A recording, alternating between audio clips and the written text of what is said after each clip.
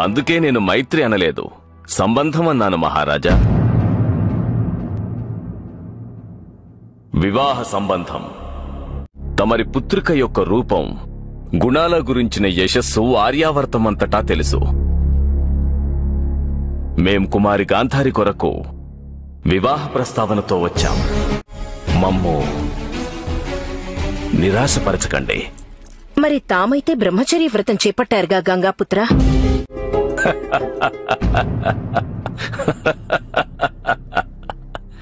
కుమారి గాంధారి వివాహం కురురాకుమారునితో జరుగుతుంది, మాతో కాదు.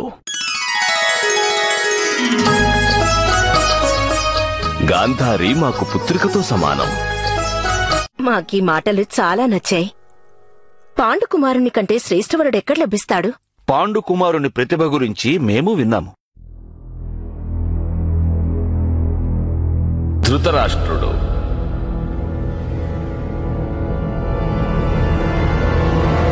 రాకుమారుడు ధృతరాష్ట్రుడు. రాకుమారుడు పాండు ప్రస్తావన ఎలా వచ్చిందిక్కడ?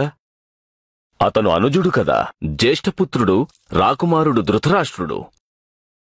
మహారాజా, నేను రాకుమారుడు ధృతరాష్ట్రుడి గురించి చెప్తున్నాను.